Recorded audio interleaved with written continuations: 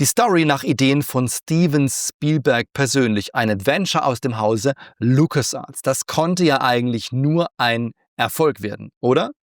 Ich rede nicht von Indiana Jones, nein, ich rede von The Dig, dem letzten Spiel aus der MS-DOS-Ära von LucasArts. Und es war tatsächlich nicht der großartige Erfolg, den man sich damals wahrscheinlich erhofft hatte. Was mich aber interessiert, ist die Frage, macht's heute noch Spaß? Wir schauen es uns zusammen an.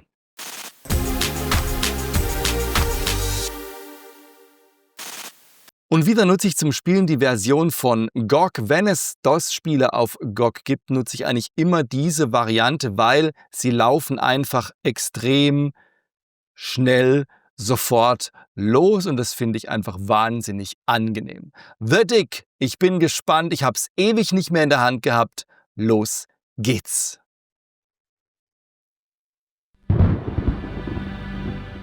Oh, LucasArts. Leute, ich musste das Logo damals nur erahnen und ich war schon total hin und weg. Ich habe LucasArts einfach geliebt.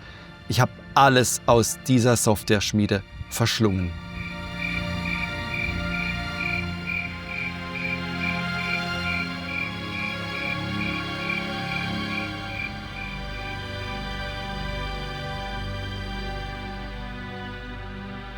Natürlich fehlst du mir, Liebling. Das ist der verlassenste Platz auf Erden. Das Aufregendste, was hier passiert, ist, dass es mal nicht regnet.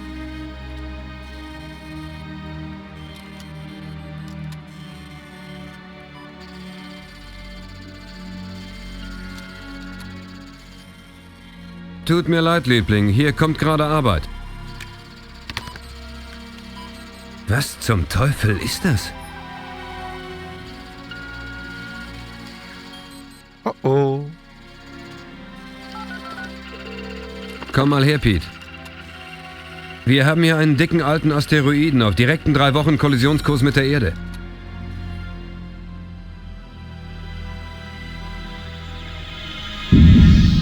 Ja, The Dig. Tolle Stimmung. Der Asteroid wurde Attila genannt, nach dem großen Hunnenkönig, der kurz vor dem Fall des Römischen Reiches Europa verwüstet hat. Attila wurde zuerst von einer Beobachtungsstation auf Borneo gesichtet. NASA-Quellen verlauten, dass die Wahrscheinlichkeit eines Zusammenstoßes mit der Erde 99% beträgt. 5, 4, Zündung, 2, 1...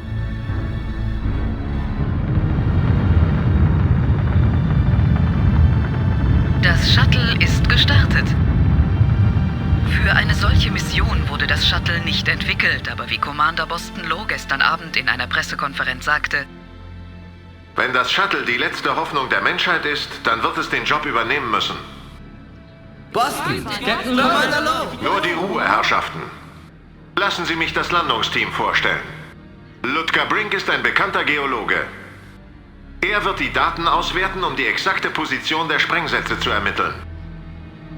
Wir müssen sehr präzise vorgehen. Wir wollen Attila ja nicht in 1000 Teile sprengen. Denn wenn wir das tun, werden einige Teile mit Sicherheit die Erde treffen, mit schrecklichen Folgen. Und Maggie Robbins muss ich Ihnen wohl nicht mehr vorstellen. Sie ist vermutlich die bekannteste Journalistin der Welt. Maggie, Sie haben einmal gesagt, dass Sie sich niemals irgendeiner Zensur fügen würden. Jetzt stehen Sie unter dem Kommando der NASA. Miss Robbins' Berufung ist und bleibt der Journalismus. Aber auf dieser Mission ist sie... Ich glaube, dass ich die Frage auch selber beantworten kann, Commander Low. Danny, ich bin für diese Mission ausgebildet worden, um bei der Befestigung der Sprengladungen zu helfen. Wenn ich zurückkomme, bin ich wieder Reporter und werde Ihnen alles darüber berichten. Aber während der Mission bin ich Teil der Mannschaft und werde Commander Low Gehorsam leisten wie jeder gute Soldat. Das könnte die größte Story von allen werden. Maggie Robbins leistet Gehorsam.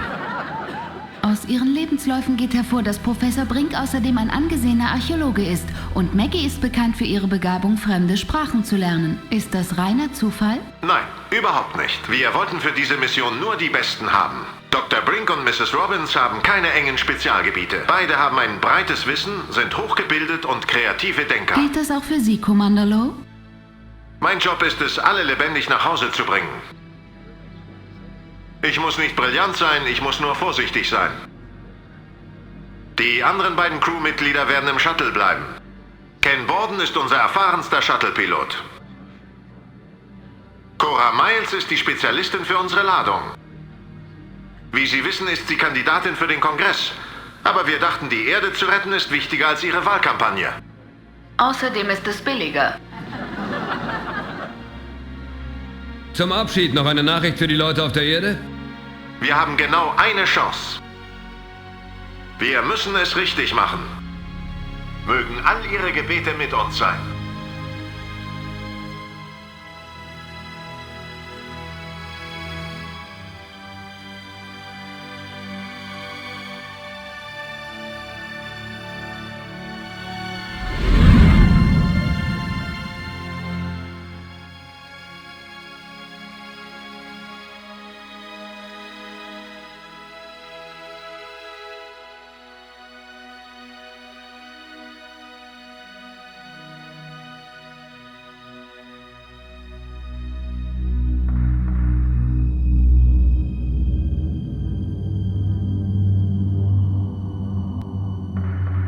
Hier, kommt her, Leute.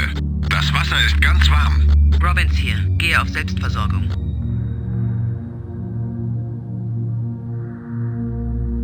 Willkommen in der wundervollen Welt des Alls. Fliegen Sie nicht irgendwo gegen? Ich passe schon auf, Commander. Brink hier. Gehe auf Selbstversorgung.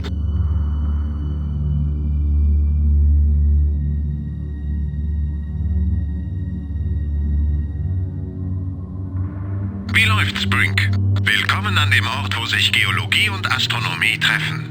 Ein Professor sagte mir mal, Astronomen sind Geologen mit sauberen Händen und schiefem Blick. Werden Sie ihn damit irgendwo zitieren, Robbins? Im Moment bin ich nur Teil des Landungsteams, Commander Lowe. So, und da geht's los. Ein Wahnsinns-Intro. Was für eine geniale Stimmung. Ruhig, ganz einzigartig, würde ich sagen, bei den Adventures. Und hey, ganz ehrlich, die Sprecher sind doch der Hammer, oder? Also da haben sie wirklich rangeklotzt. Übrigens, die Asteroiden-Idee ist nicht von Armageddon. Armageddon kam erst später ins Kino. Also, los geht's. Wir haben, wie ihr seht, keine Verben. Wir haben nur den Cursor und was man klickt, ist auch gleichzeitig die Aktion. Und mit der rechten Maustaste kann man das Inventar aufrufen und mit dem Pan Ultimate kann man mit seinen Crewmitgliedern sprechen. So, wir brauchen unser... Low an Miles, kommen. Ja, Boston. Ich habe sie drauf. Hättest du wohl gern. In deinen Träumen. Hier unten sind die Symbole für die Kommunikation. Fertig für die Abkopplung der Werkzeugkiste. Ist die Crew aus dem Weg? Crew ist bereit. Vorgang einleiten. Wir brauchen nämlich unser fliegendes Schwein. So nennen sie das.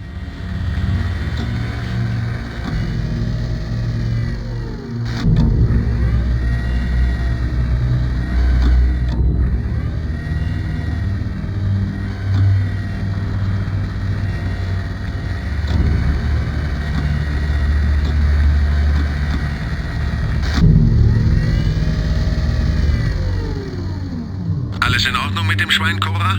Es sieht süß aus, Boston. Seien Sie einfach nett zu meinem Baby. So, los geht's zum Asteroid. Low an Landungsteam. Sehen wir uns mal die Bedingungen an der Oberfläche an. Laut Wettervorhersage klarer Himmel, kein Wind, kein Regen, keine Luft.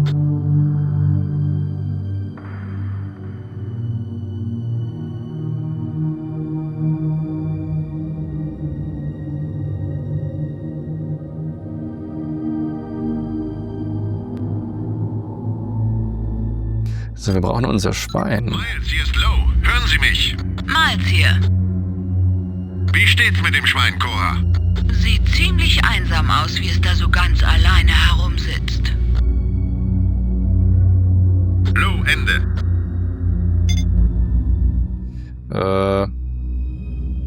Ja, gucken wir uns den Asteroiden mal an.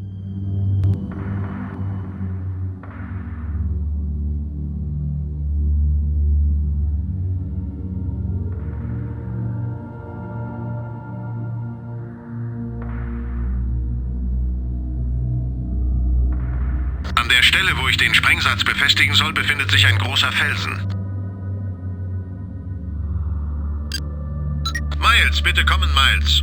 Ich höre Sie, Lo. Was gibt es? Wie steht's mit dem Schwein? Es sieht ziemlich einsam aus, Boston. So ganz allein da draußen. Ich glaube, Lo, Ende.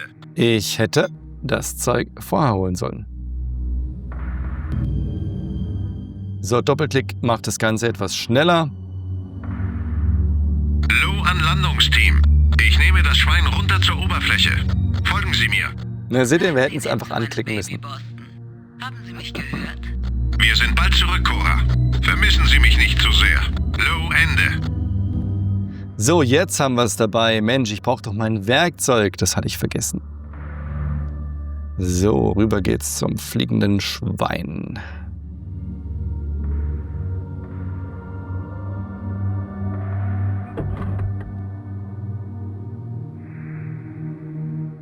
Den 0G-Fräser nehmen wir natürlich mit. Sprengsatz Alpha, Sprengsatz Beta und die Schaufel. Eine Schaufel brauchen wir auf jeden Fall. Handtuch ist keines drin? Nein, kein Handtuch. Robbins, bitte kommen, Robbins. Robbins hier. Was gibt es? Jetzt habe ich sie angeklickt. Egal. Also man kann, wie ihr seht, die Gesprächsführung geht nicht über Sätze, sondern über Was halten Sie von Symbole. unserem Archäologen Brink? Mich beeindruckt seine Erfahrung. Er war Leiter der geologischen Untersuchungsmission, die die Oberfläche der Venus kartografiert hat. Er wird sich den Asteroiden genau ansehen, um die ausgewählten Positionen für die Sprengungen zu bestätigen. Lo, Ende.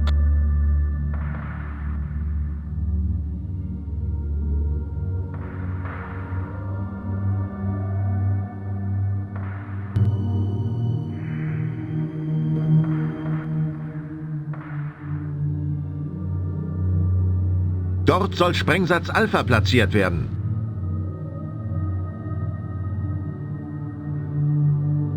Der Boden ist zu uneben, um den Sprengsatz zu befestigen.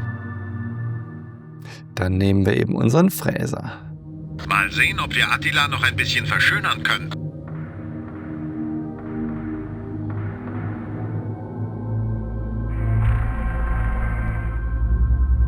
Jetzt ist es schön und glatt.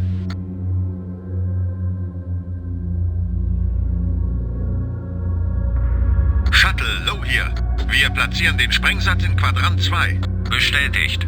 Könnten Sie mir dabei mal helfen, Brink? Ich komme sofort, Commander.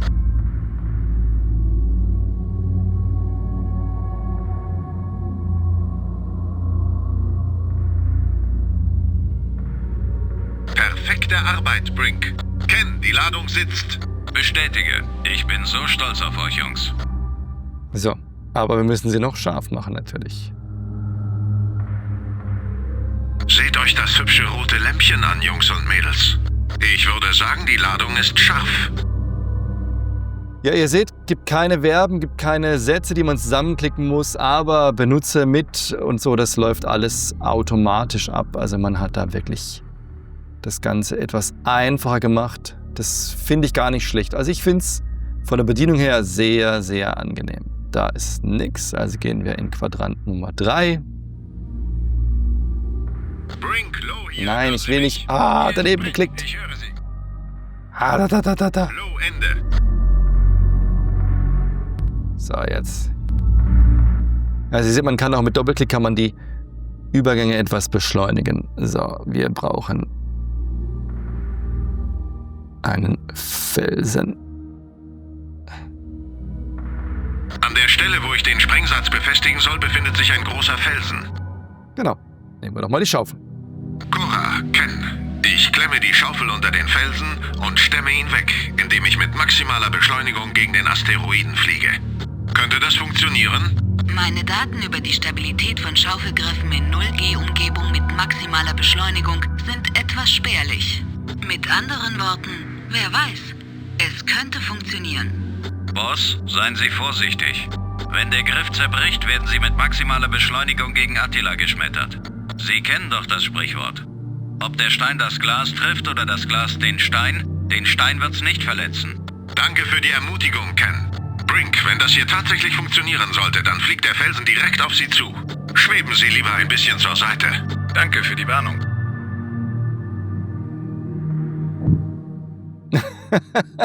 Hä? Sieht aus, als hätte es funktioniert. Sind Sie jetzt nicht doch froh, dass ich dafür gesorgt habe, eine Schaufel mitzunehmen? Mein Motto ist, wenn du es mitnehmen kannst, nimm es mit. Du weißt nie, wofür du es später noch gebrauchen kannst. Ich habe das gleiche Motto, Cora, aber ich dachte, das gilt nur für Frauen in Bars. Wenn du sie mitnehmen kannst. Vorsicht, Ken. Sie wollen doch nicht als sexistisches Schwein in Maggies Artikel enden. Ich bin nicht hier, um Sie auszuspionieren. Lächeln Sie, Robbins. Die wollen Sie nur ein bisschen ärgern. Wenn Sie sie wirklich für einen Spion halten, würden Sie sowas auf der offenen Frequenz niemals sagen. So, also die reden sehr viel, die Jungs und Mädels, aber die Dialoge sind wirklich extrem gut gesprochen, mal davon abgesehen. Shuttle, Low hier. Jetzt platzieren wir den Sprengsatz auf dem Asteroiden in Quadrant 3. Bestätigt. Ich bräuchte hier nochmal Ihre Hilfe, Brink. Natürlich, Commander. Natürlich.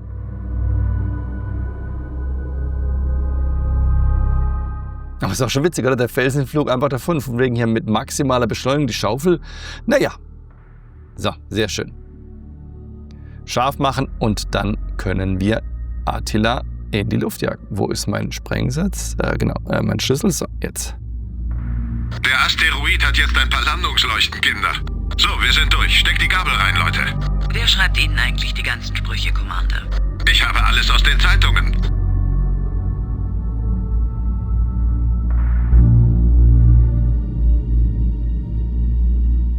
So, dann rufen wir unseren Sprengstoffspezialisten an. Ist er, oder? Borden, hier ist Low. Hören Sie mich. Ich bin hier, Boss. Beide Ladungen in Position und scharf. Hey, das war eine neue Rekordzeit. Sieht gut aus, Boss. Kommen Sie zurück fürs Feuerwerk. Bestätigen Sie, alle drinnen. Bestätigt, alle drinnen, Cora. Frachtraum ist klar. Landungsteam ist klar. Shuttle ist klar. Bestätigen Sie, Frachtraum geschlossen. Bestätigt, Frachtraum geschlossen.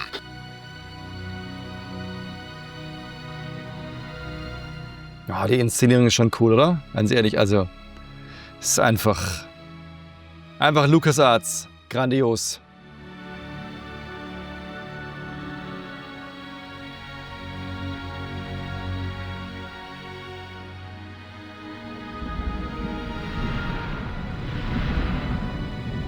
Sprengsätze sind scharf.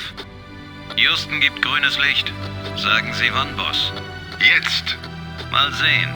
Ist es der mit dem großen grünen Dreieck oder der mit dem kleinen roten Kreis? Halten Sie die Klappe und tun Sie es, Ken. Mein Baby wird ungeduldig. Also, dann los. Wir haben Detonationen Alpha und Beta. Was zeigen die Instrumente? Es kommt nichts Größeres auf uns Was zu. meldet das Schwein, Cora? Attila ist immer noch am Stück, aber mit einer Menge seismischer Aktivität und ein paar Rissen.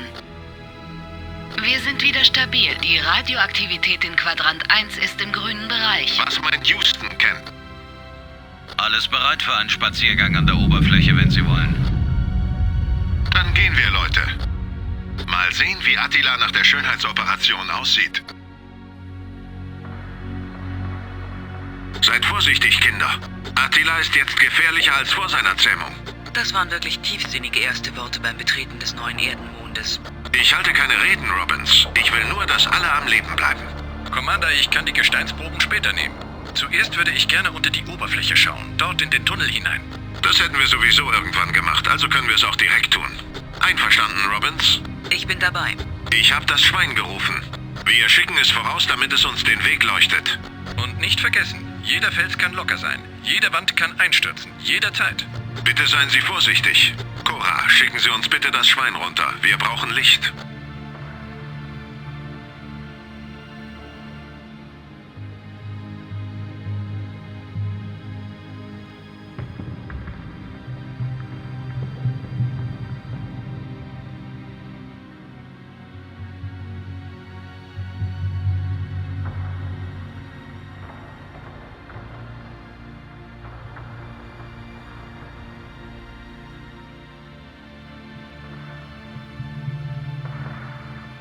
Sehen Sie irgendwas Ungewöhnliches, Brink? Es ist schwer nachzuvollziehen, wie sich dieser Tunnel gebildet hat. Er ist nicht durch die Sprengungen entstanden? Nein, er ist antik. Die Explosionen haben die Tür geöffnet, aber dieser Tunnel? alt, aber nicht so alt wie der Asteroid. Was bedeutet das? Ich weiß es noch nicht. Es sieht einfach unnatürlich aus.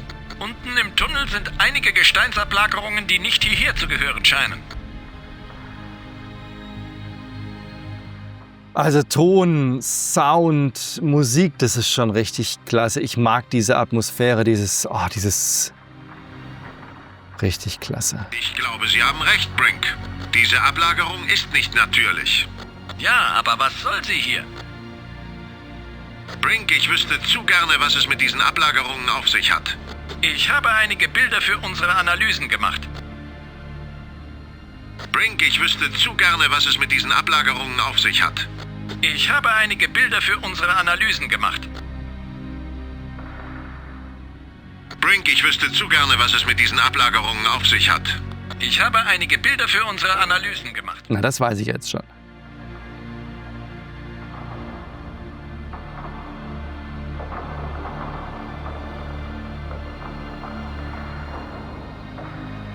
Vielleicht macht man mir deswegen mal Vorwürfe, aber ich werde eine dieser Ablagerungen ausgraben. Es ist Ihre Entscheidung, Commander.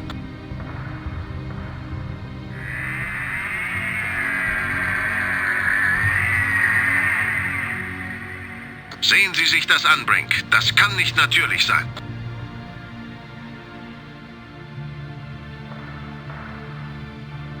Nein, eindeutig nicht. Eine Metallplatte. Definitiv ein Artefakt. Ein Artefakt? Aber wer steckt so etwas in einen Tunnel in einem... Ja, ich denke, es ist eindeutig. Wo Attila auch immer herkommt, dort war jemand. Könnte dies Teil einer Art Botschaft sein? So eine wie die NASA Voyager mitgegeben hat? Wenn es eine Botschaft ist, dann verstehe ich sie nicht. Was es auch ist, wir müssen es Houston sofort melden. Negativ, Robbins. Ab sofort steht diese Mission unter höchster Geheimhaltung. Sie sind ja wohl... Sie erzählen mir die ganze Zeit, dass Sie nichts als ein normales Crewmitglied sein wollen. Ich hatte geheime Befehle, nach Zeichen außerirdischer Existenz auf diesem Felsen zu suchen. Wir sind fündig geworden und meine Anweisungen sind eindeutig. Was ich jetzt erwarte von Ihnen beiden zu hören ist, verstanden, Commander Lowe? Verstanden, Commander Lowe. Ich stimme Ihnen voll zu. Eine überstürzte Meldung macht überhaupt keinen Sinn. Robbins? Verstanden, Commander Lowe. Ken, Lowe hier. Ich bekomme Sie rein, Boss. Melden Sie Houston, Attila sei ein wahrer Hunde. Was? Machen Sie Witze? Melden Sie es einfach, Borden. Sie werden dann unverzüglich neue Kommunikationsprotokolle empfangen. Oh, cool. Das ist ja wie ein Geheimcode. Denken Sie nochmal nach, Cora. Sie sind der einzige Mensch im Kongress, der hierüber Bescheid weiß.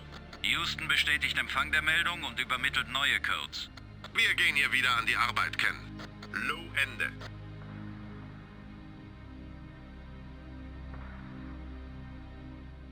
Brink, ich wüsste zu gerne, was es mit diesen Ablagerungen auf sich hat. Ich habe einige Bilder für unsere Analyse.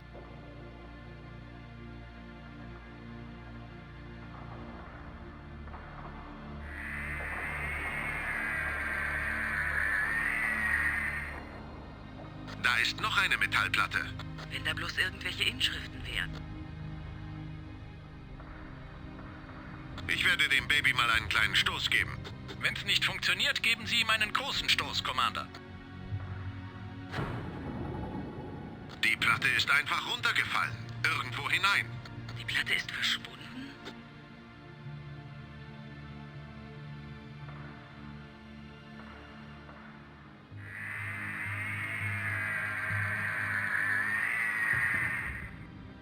So langsam nimmt die Sache Form an. Ich habe gehört, dass man Botschaften in Flaschen steckt, aber in einen großen Felsen? Ich werde noch eine anstoßen. Hoffentlich zerstören wir damit nicht die Botschaft, die man uns schicken wollte. Wenn Sie nicht gewollt hätten, dass wir die Platten wegstoßen, dann würden wir es sicher nicht können. Hier kommt Nummer 3. Die ist auch verschwunden. Na, und dann noch die Nummer 4. Und hier ist die letzte.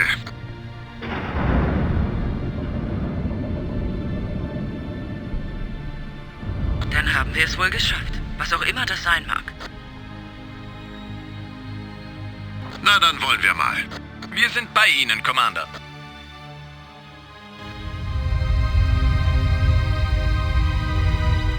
Also stark, die Inszenierung echt stark. Ich habe es damals leider echt ignoriert, so ein bisschen. Ich erinnere mich ein bisschen an das Spiel, aber das ist schon extrem stimmungsvoll. Also ist der Asteroid tatsächlich hoch. Es wird Zeit, Houston zu informieren. Low an Shuttle. Nur Rauschen. Muss an dem ganzen Gestein liegen. Wir sind abgeschnitten? Sollten wir da nicht lieber zurück und sie rufen? Die werden doch wohl ein paar Minuten warten können, solange wir uns hier umsehen.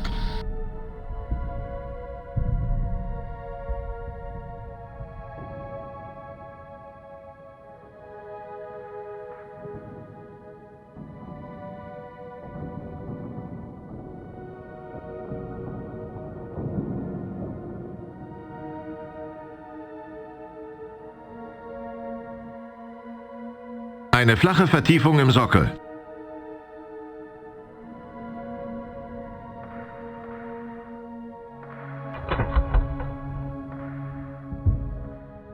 Wo steckt er die hin? Okay, naja. Großes Inventar. Wie immer, oder?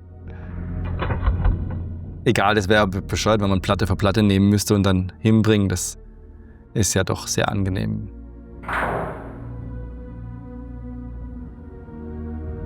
Diese Platten passen vermutlich zusammen, aber wie? Diese Platten passen vermutlich zusammen, aber wie?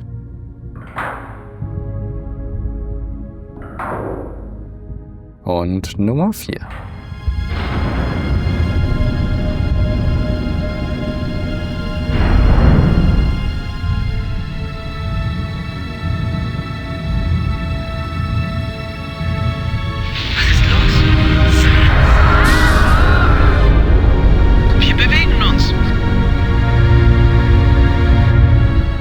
Okay.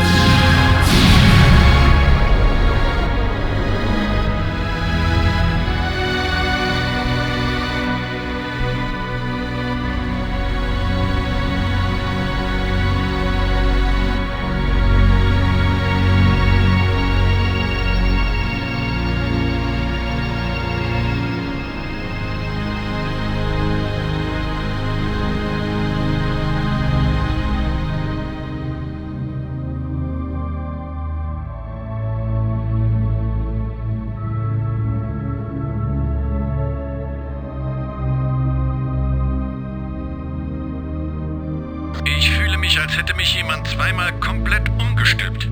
Es ist ein bisschen schwierig, sich zu bewegen. Das liegt an der Schwerkraft.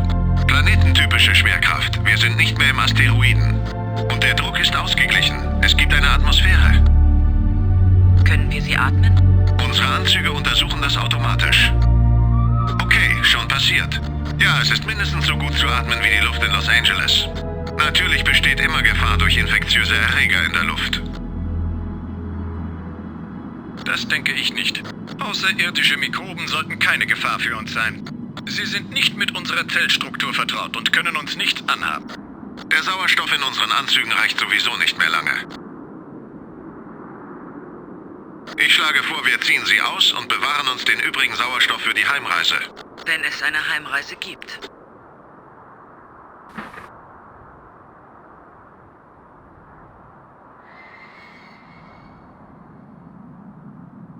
Die Luft schmeckt gut. Überraschung, Überraschung. Attila war nichts anderes als ein Raumschiff.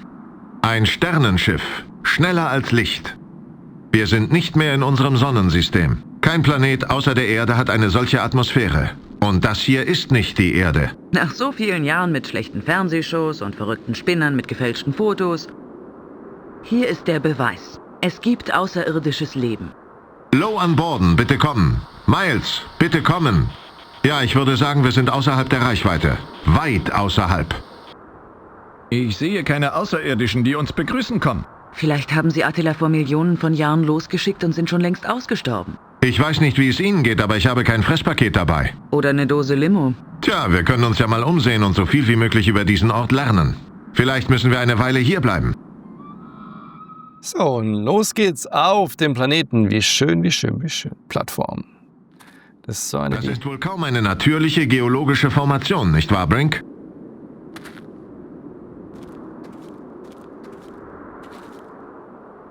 Sehen Sie, wie genau die Steine zusammenpassen. Wie antikes peruanisches Mauerwerk. Also eine primitive Kultur? Antikes peruanisches Mauerwerk ist alles andere als primitiv.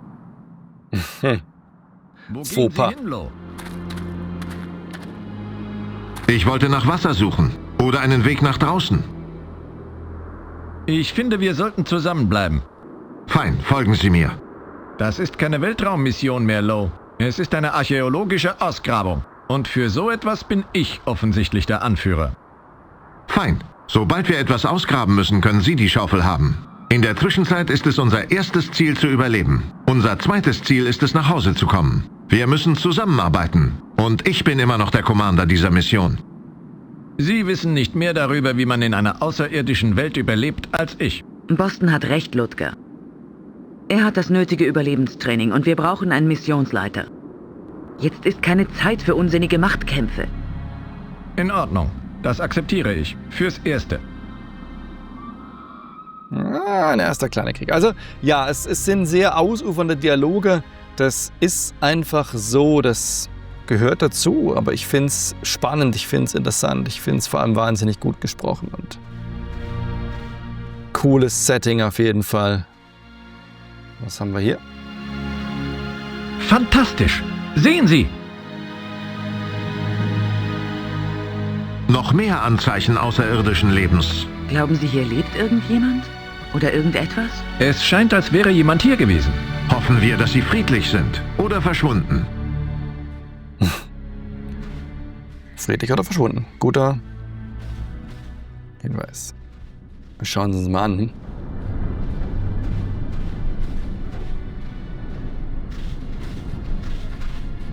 Können Sie sich vorstellen, wie diese Leute ausgesehen haben könnten? Nachdem Sie das Schiff gesehen haben, meine ich.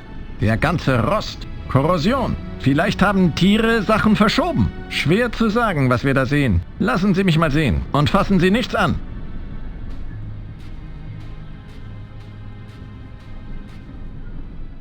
Kiste, Kabel. Kiste klingt gut. Kiste klingt gut. Naja, ich sehe zwar keinen Schatz, aber es ist was drin. Wenn wir nach Hause kommen, werden einige Ingenieure tagelang herumprobieren, wie das funktioniert.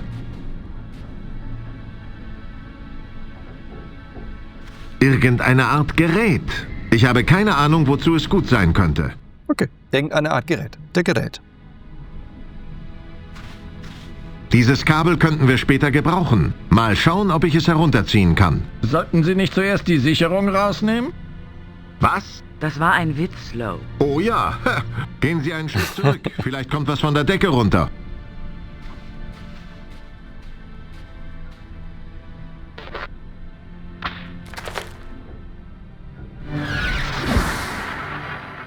Wo? Was geht? Sehen Sie sich das an. Es ist wunderschön.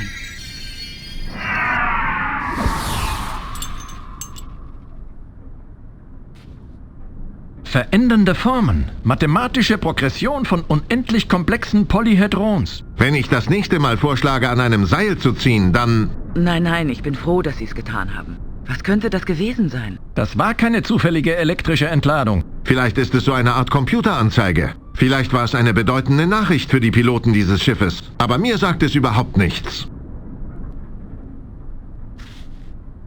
Es könnte immer noch nützlich sein. Hat jemand gesehen, ob das hier schon da war, bevor dieses Ding erschienen ist? Natürlich war es schon da. Denken Sie, ein elektrisches Feld kann ein festes Objekt tragen? Nein, es war nicht da. Banause.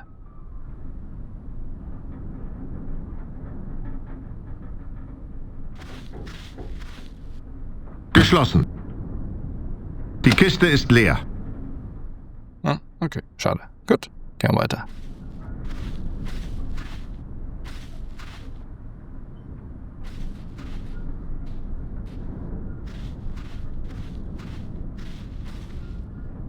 Diese Triebwerke sind gigantisch, aber es gibt keine Anzeichen von Verbrennung, keine Oxidation, kein Ruß. Die Gestalt dieses Schiffes ist nicht konsistent mit den geometrischen Strukturen, die wir bisher gefunden haben. Also ist das Schiff nicht von hier? Meiner Ansicht nach nicht. Vielleicht sind sie hier auch gestrandet, wie wir. Das ist eine Möglichkeit. Spannend.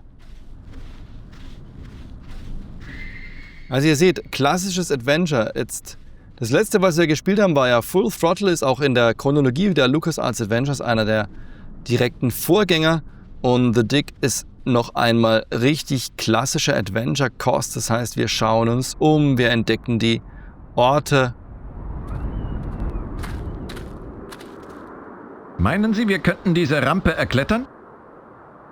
Das ist zwecklos. Sie reicht nicht bis ganz nach oben. Diese Zeichen auf der Wand, sind das Inschriften oder nur Dekoration? Das fragen Sie uns?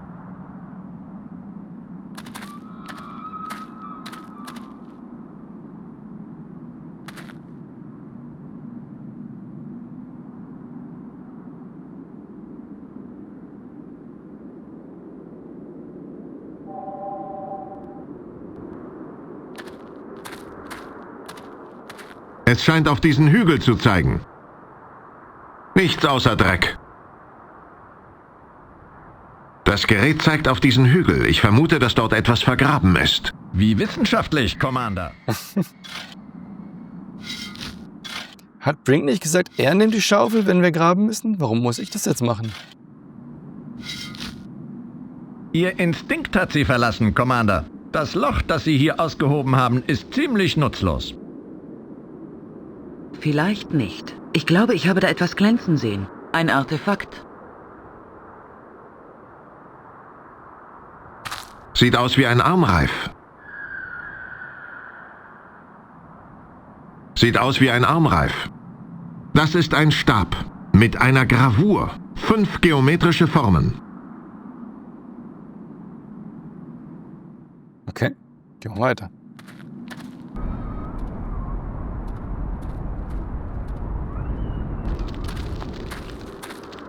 Nicht nur Pflanzen, sondern auch Kreaturen. Ich bin kein Archäologe, aber das hier sieht nach Knochen aus. Aber sie liegen nicht da, wo das Tier gestorben ist. Sie wurden hierher gebracht. Eine Markierung. Eine Grabstätte? Vermutlich. Und mittlerweile ein Zuhause für diese Rattenbiester.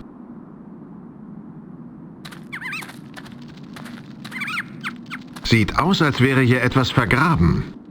Na dann, graben wir es aus. Wir haben eine Schaufel.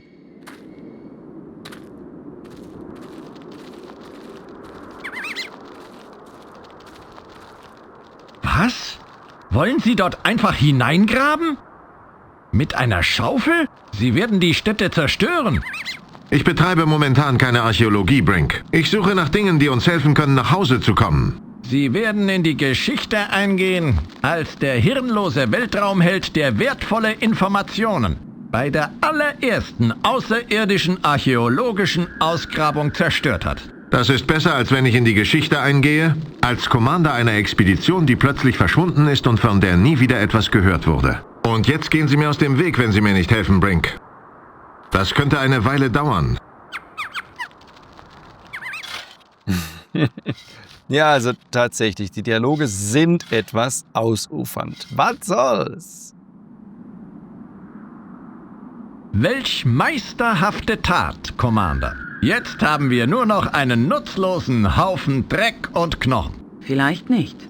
Man weiß nie, wann sich ein außerirdischer Knochen als nützlich erweist.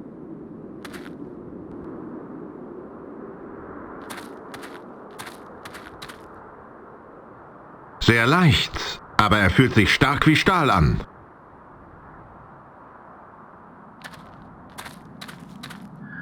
Was denken Sie? War das hier einmal ein fühlendes Wesen?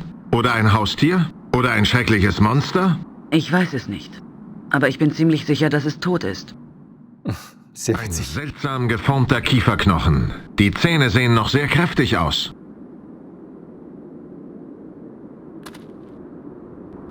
Es zeigt auf mich. Dann gehen wir wieder weiter zur Lichtung. Also ihr seht, im Moment sind die Rätsel noch relativ leicht. Ich erinnere mich, dass die tatsächlich wechselnd sind zwischen Ich bin ganz sicher, was ich tun muss und weiß genau, wo ich hin muss, bis hin zu, es ist knifflig und man muss ein bisschen rumsuchen.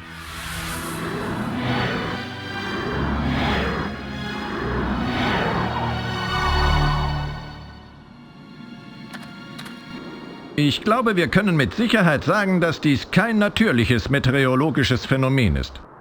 Was ist mit einer Luftspiegelung? Stimmt irgendjemand für eine Luftspiegelung? Es wusste, dass wir hier sind. Es wollte uns irgendetwas sagen oder zeigen. Seien Sie nicht zu voreilig mit einem solchen Anthropomorphismus. Woher sollen wir wissen, wie Leben hier aussieht? Es könnte lebendig sein. Oder es könnte eine Art automatisches Leitsystem sein. Wir haben es im Wrack eingeschaltet und jetzt führt es uns. Sie meinen, es ist das letzte Aufbäumen eines holographischen Fremdenführers? Oder die Hafenpolizei. Vielleicht heißt es, wir sind festgenommen und dürfen uns nicht bewegen, weil uns sonst in 15 Sekunden ein Selbstschusslaser grillt. Hören Sie auf! Vielleicht finden Sie das lustig, aber das Letzte, was ich jetzt brauche, ist ein kleiner Junge, der mir Angst einjagen will. Wenn ich Ihnen Angst einjagen wollte, würde ich erzählen, es war der Geist eines längst verstorbenen Außerirdischen. Könnte ja sein. Woher wissen Sie, dass es kein Geist ist? Ja, siehst du? Was? Sie meinen, so enden Außerirdische nach ihrem Tod?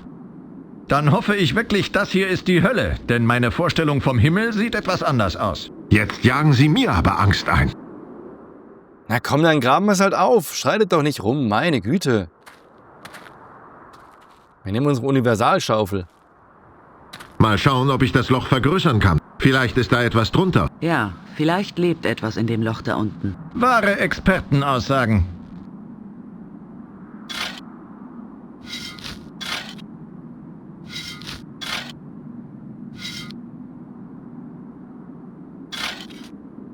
Der Boden ist weich, locker. Das war bestimmt eine Öffnung, die über die Jahre mit Sand und Dreck zugeweht worden ist. Lassen Sie mal sehen.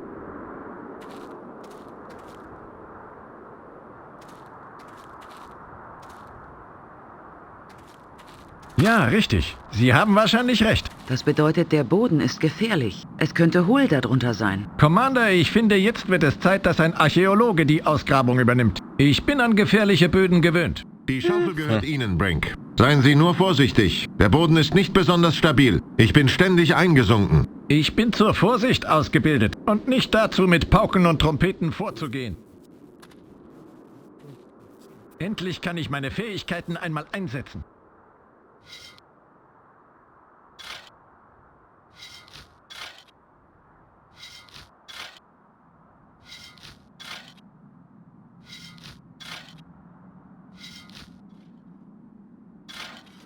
Nein, es ist völlig... Nein! Na toll. Brink! Ich konnte ihn nicht mehr erreichen. Ich konnte nicht... Es ging einfach zu schnell. Kommen wir da runter? Wie tief ist es? Der Schutt bildet eine Rampe. Folgen Sie mir.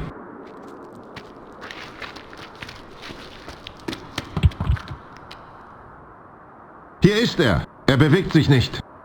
Brink! Boston! Er ist tot! Ich hätte graben sollen. Dann wären Sie jetzt tot.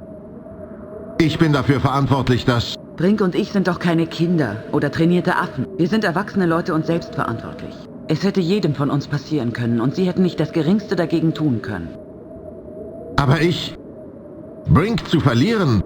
Und wir sind doch gerade erst... Hören Sie. Sie können mich nicht beschützen und ich Sie auch nicht. Es gibt also keinen Grund, weshalb wir zusammenbleiben müssten. Unsere Chancen, zur Erde zurückzukommen, stehen besser, wenn wir uns hier getrennt umsehen. Die Idee, sich zu trennen, gefällt mir nicht. Warum? Weil es zusammen sicherer wäre? Dann fragen Sie mal Brink. Weil ich vielleicht manches, was ich sehe, ohne Ihre Hilfe nicht verstehen kann. Wenn Sie irgendetwas Interessantes finden, benutzen Sie den Kommunikator. Bis dann. Adios. Ciao. Sayonara. Goodbye.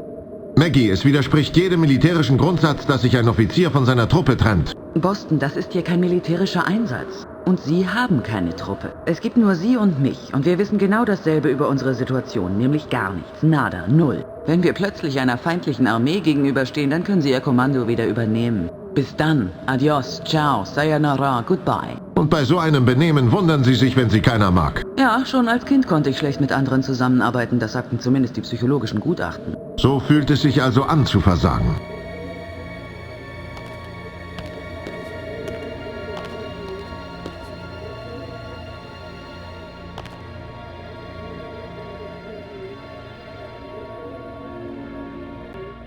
Es spitzt sich zu, ja. Also das war natürlich unerwartet. Sie waren manchmal schon etwas merkwürdig, aber Sie haben nicht verdient zu sterben.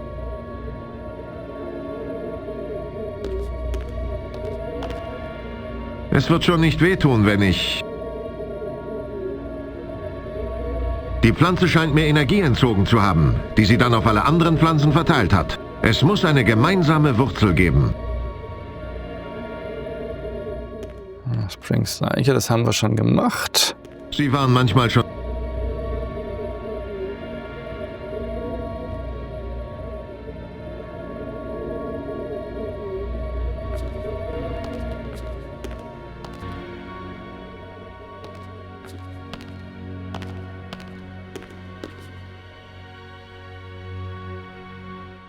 Metallplatten, da haben wir keine. Schade, schade.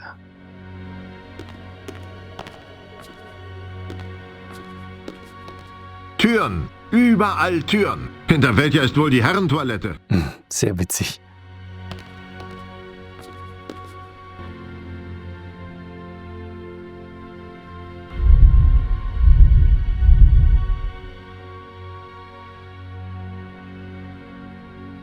Das ist ein Stab. Mit einer Gravur. 5 geometrische Formen. Okay, 5 Formen macht hier keinen Sinn.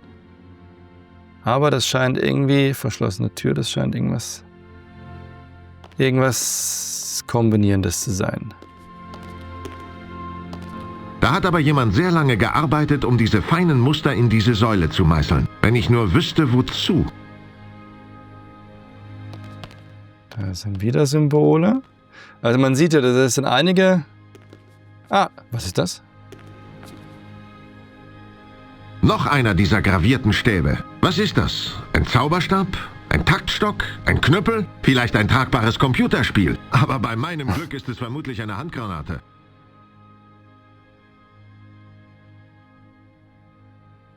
Ah, schau mal hier.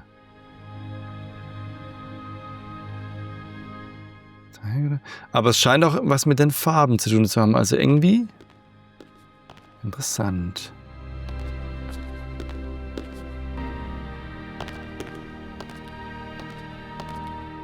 Wie weit geht denn das noch? Ah, wir kommen wieder rundherum. Okay, cool, cool, cool.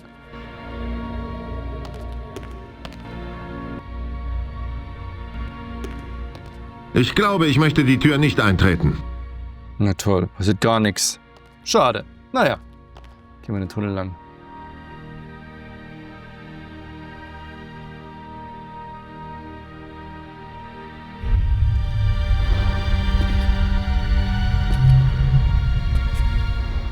Boah.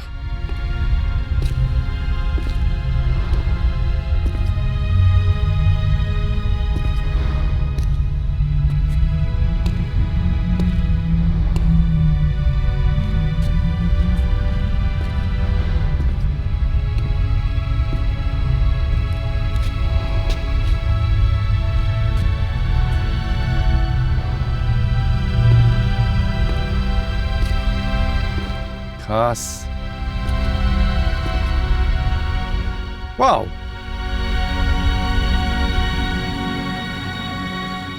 Was zum Teufel?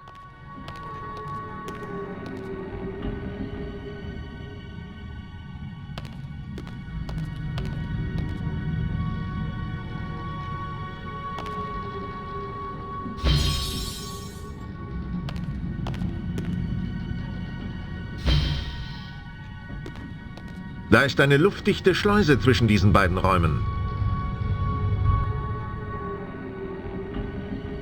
Da ist eine luftdichte Schleuse. Und die kriege ich nicht auf, oder wie? Ich habe doch jetzt die Schleuse zugemacht. Ah, nochmal drücken. Krass. Das sieht aus wie ein Kommandozentrum.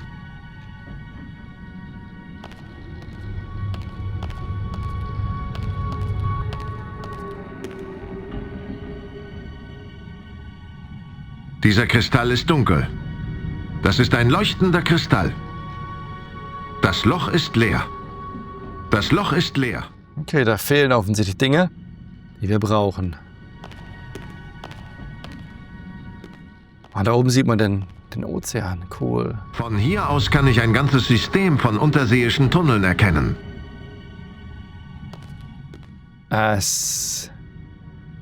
Sehr cool.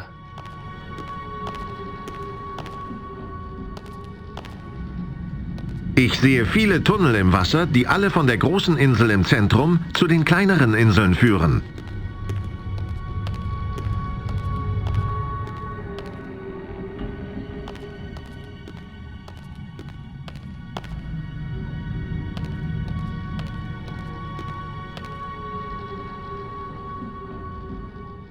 Okay, da können wir leider nichts mehr machen, weil wir die entsprechenden Gegenstände noch nicht haben. Wir gucken uns noch ein bisschen um und dann machen wir ein erstes kleines Fazit.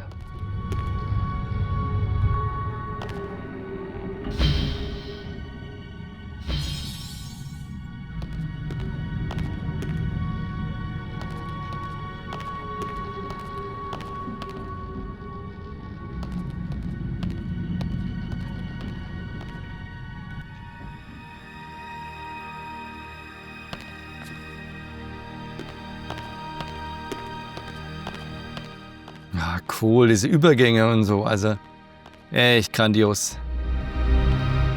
Wow.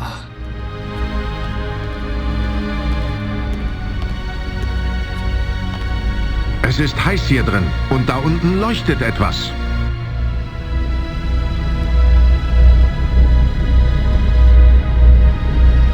Ich wette 10:1, das hier ist deren Energiequelle. Ich muss jetzt nur noch den Schalter finden. Oder die Steckdose. Oder den Sicherungskasten. Oder was auch immer das Ding zum Laufen bringt. Ein Handbuch könnte jetzt vielleicht helfen. Oder eine Karte. Und ein Sandwich wäre auch nicht schlecht. Und ein bisschen Musik und ein kaltes Bier. Oder einfach ein Raumschiff nach Hause. Ach, reiß dich zusammen, Boston.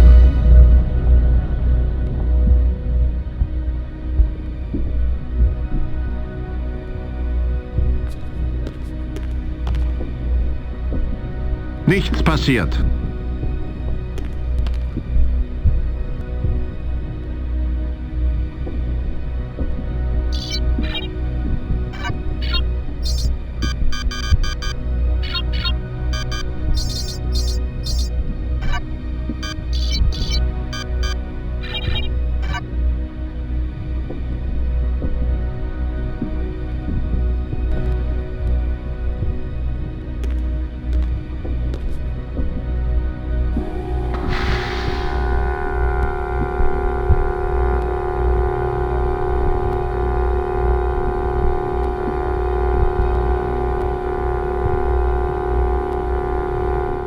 Sehr schön. Linse wurde hochgeholt. Und jetzt?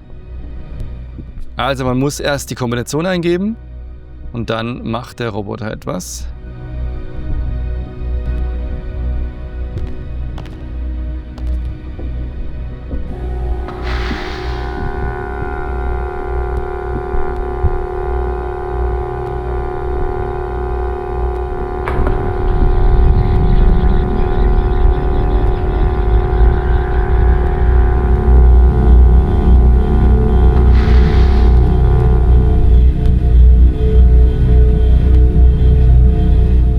Na, das klingt doch toll. Aber da merkt man schon, das war jetzt eines der Rätsel, ne? Man muss den Roboter erst diese Kombination eingeben, das muss man wissen, wie man es macht. Oder ob man es macht, dann drückt man diesen Knopf, dann wird der Roboter aktiviert und dann nutzt er diese Richtungen. Und also so muss man eben dann nach und nach rauskriegen, wie man es zu bedienen hat. Und das ist eben eines der schwereren Rätsel. Jetzt gucken wir nochmal. Wir kriegen doch bestimmt eine Tür auf, oder? Wir hatten ein blaues Dreieck, diesen blaues Sechseck und so haben wir diesen grünen Knubbel.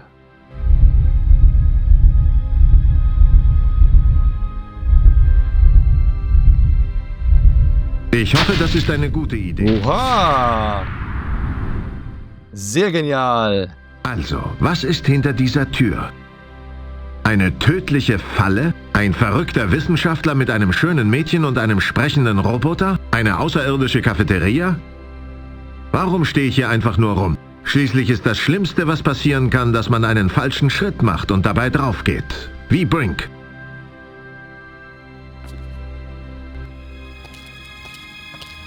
So viel zum Thema Cafeteria.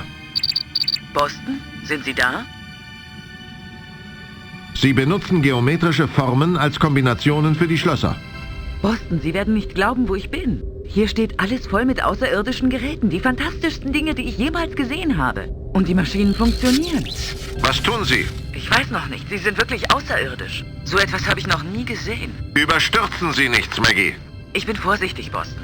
Aber wir haben wohl kaum die Zeit für wissenschaftlich korrekte Testverfahren. Wo sind Sie? Wie kann ich zu Ihnen kommen? Wenn ich das nur wüsste. Jedenfalls nicht so, wie ich hierher gekommen bin. Ich bin durch einen Tunnel im Felsen gerutscht, aber als das Dach zusammengebrochen ist, ist er mit den Trümmern zugeschüttet worden. Sie hätten dabei draufgehen können.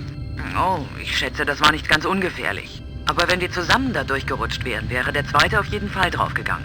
Denken Sie daran, wenn Sie auf die Idee kommen, mich zu retten. Ich habe das schon ganz gut hingekriegt. Ja, das glaube ich. Bei uns beiden ist alles in Ordnung, Boston. Wir werden schon irgendwie in Kontakt kommen, wenn es nötig ist. Maggie, gute Arbeit. Danke, Boston.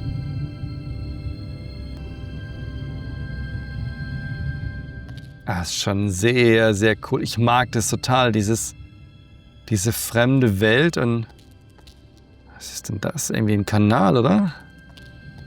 Mal schauen, was da los ist. Knopf leuchtet. Oh. Wie krass.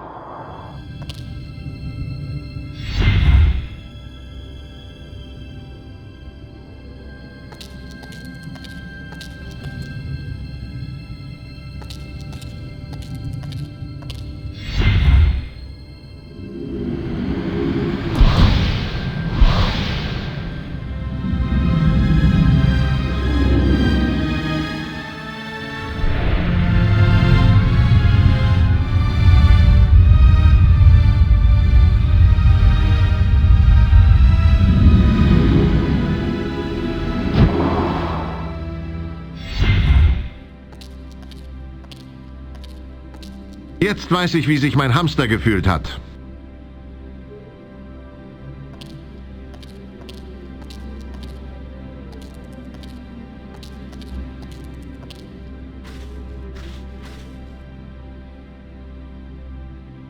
Ich brauche jemanden, der mir hilft, die Tür aufzustemmen.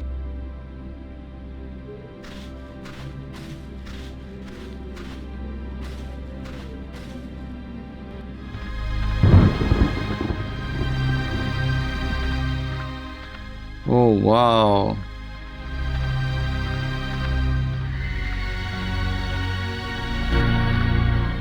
Ein wahrer Augenöffner, gar keine Frage. Noch ein Geist. Der letzte hat uns den Weg in den Nexus gezeigt. Natürlich ist Brink dabei gestorben. Ich kann sie nicht öffnen. Ich kann sie nicht öffnen.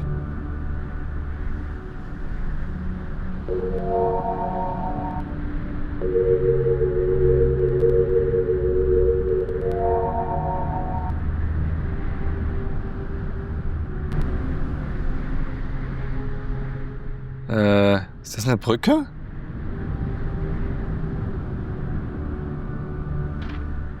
Ernsthaft?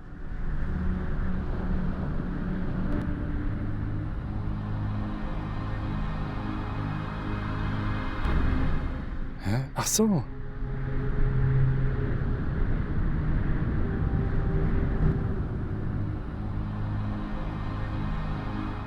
Ach, ich bin jetzt auf der Insel? Boah, krass.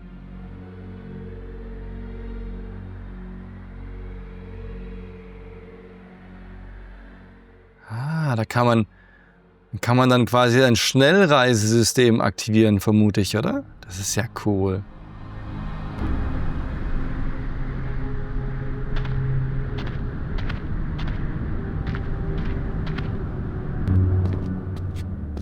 Eine Reihe Displays, die in die Wände eingelassen sind. Inschriften hier und da. Ich würde sagen, es sieht aus wie ein Museum.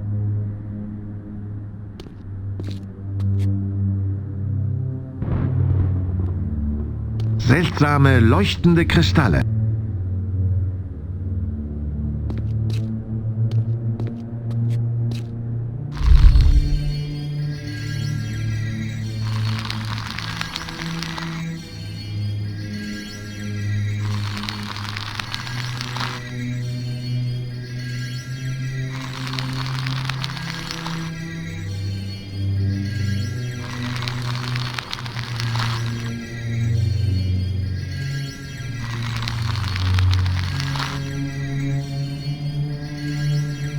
Könnte dies eine Art Grabkammer sein? Also schon alles sehr, sehr cool. Das kriegen wir natürlich jetzt nicht mehr raus, was sich hier zu tun gedenke. Ich würde sagen, wir machen ein kleines Fazit, auch wenn es mir schwerfällt, hier loszulassen bei The Dig. Bis gleich. Wieder einmal zeigt sich für mich, warum war ich von den LucasArts Adventure-Titeln so derart beeindruckt? Warum war ich so fasziniert und warum haben die mich einfach immer wieder gefesselt? The Dig ist wirklich dafür ein krass geniales Beispiel. Das Setting ist interessant, es ist toll aufgemacht, es ist wahnsinnig gut erzählt. Die Sprachausgabe in The Dig ist wirklich herausragend gut. Es sind vielleicht etwas ausufernde Dialoge, aber es ist wirklich toll präsentiert. Sie haben die Verben weggelassen. Das macht die Sache natürlich vom Bedienen her etwas einfacher, aber die Rätsel werden deshalb nicht uninteressanter oder irgendwie einfacher. Sie sind einfach anders von der Struktur her. Es wird auch später noch sehr mannigfaltig, interessant und dies und das. Also es bietet ja aber noch einiges, dieses Spiel. Da kommt ja noch wirklich sehr, sehr viel. Also das, was wir jetzt schon gesehen haben, hat mich echt wieder sofort in seinen Bann gezogen. Ich bin wirklich fasziniert. Sprachausgabe. Diese musikalische Untermalung finde ich genial. Die Sounduntermalung. Ihr müsstet das also hören. Auf einem Headset klingt es richtig klasse.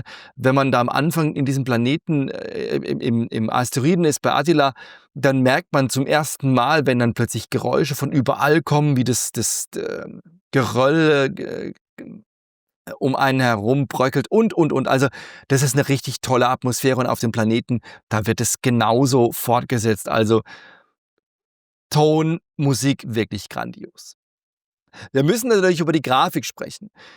Zum heutigen Zeitpunkt, muss ich sagen, funktioniert The Dig extrem gut, weil wir mit dieser Retro-Grafik irgendwo klarkommen. Ich meine, man hat ja alles bombastisch grafisch jetzt schon gesehen. Ich finde es echt okay, wenn man mal ein Spiel hat, das nicht mehr so auf den grafischen Putz haut. Deshalb ist man vielleicht bereit, dieses zu akzeptieren. Gerade die VGA-Grafik ist halt, ja, wie sie ist. Aber ich finde es deshalb nicht schlecht. Also die Präsentation ist grandios. Es ist halt ein bisschen unschärfer, als man es gewohnt ist. Grob pixeliger, sagen wir es mal so. Aber es ist immer noch richtig klasse. Damals war das natürlich eher was anderes. Wir waren Ende 95, Anfang 96, da kamen ganz andere Titel raus. Wir waren auf dem Sprung von DOS zu Windows und da war dann SVGA-Grafik doch schon eher häufiger anzutreffen. Ich glaube, The Dig war damals einfach grafisch, präsentationstechnisch so ein bisschen hinten dran und die Story ist jetzt vielleicht tatsächlich nicht jedermanns Sache. Es ist sehr ruhig, es hat seinen ganz eigenen Reiz, diese Science-Fiction-Story, und es war vielleicht nicht jedermanns Sache. Es war eben kein Monkey Island, kein Maniac Mansion, kein Sam & Max, es war eben The Dig, es war was ganz anderes. Es war nicht extrem erfolgreich damals, aber ich finde, es ist eine Spielspaßperle, die bis heute immer noch glänzt. Auch die PC Games hat das Spiel damals ganz gut bewertet und sie haben im Grunde meine Punkte bestätigt. Toller Sound, tolle Soundkulisse, tolle Musik, Sprachausgabe natürlich allererste Sahne, Dialoge manchmal ein bisschen ausufernd, aber ja, sei es drum, Rätsel manchmal einfach, manchmal fordernd, also eine richtig gute Mischung, gerade wenn man von Vollgas kommt und dort doch etwas enttäuscht war über die Rätseldichte. Aber natürlich die Grafik nicht mehr so ganz auf der Höhe der Zeit, VGA-Grafik einfach nicht mehr zeitgemäß 1995, 96. Das hat die PC Games dann auch dementsprechend so bewertet. Aber gutes Adventure und witzigerweise hier beim Statement schon die Voraussage, dass sich daraus möglicherweise ein Geheimtipp entwickelt oder eine Perle. Und genauso ist es eigentlich gekommen bei The Dig. Also wer es in meinem Bekanntenkreis kennt, da sagen eigentlich fast alle, ja, tolles Spiel, von den Adventures wirklich eines der ganz besonderen. Und viele kennen es aber einfach auch gar nicht. Das ist komplett an denen vorbeigegangen.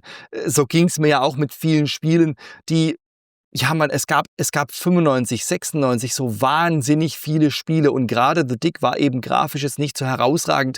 Das hat dann einfach nicht mehr so für diese Furore gesorgt, die andere LucasArts-Titel vielleicht erhalten haben. Deshalb ist es vielleicht einfach ein bisschen untergegangen. Und wer es damals nicht mitbekommen hat, der hat es einfach ignoriert. Aber wer es weiß und auch wer es heute nochmal entdeckt, sagt eigentlich meistens, tolles Adventure. Insofern kann ich echt sagen, The Dick, meiner Meinung nach eines der ganz großartigen LucasArts Adventures. Eigentlich finde ich sie alle gut, aber The Dick ist wirklich eine Besonderheit unter den Ganzen, weil es ist eben nicht laut, es ist nicht so wow, sondern es ist mehr so ganz, ganz leise, ganz, ganz vorsichtig und ganz, ganz besonders. Und ich empfehle euch wirklich, The Dick kostet nicht die Welt. Holt's euch, spielt's noch einmal. Ich werde jetzt nach diesem Video auf jeden Fall noch mal reingehen und noch ein bisschen weiter diese Welt entdecken, gucken, wo sind welche Kombinationsmöglichkeiten, wo kann ich was aktivieren. Genau das, was eben Adventures ausmacht. Und ich finde, da ist The Dick einfach total gut geeignet. Vielen Dank, dass ihr dabei wart. Hat mir wahnsinnig Spaß gemacht, in diese alte Spielspaßperle hineinzuschauen. Beim nächsten Mal schauen wir dann wieder in eines der alten Hefte oder in ein weiteres Spiel. Bis dahin habt Spaß, zockt ein bisschen und dann sehen wir uns vielleicht auf diesem Kanal wieder.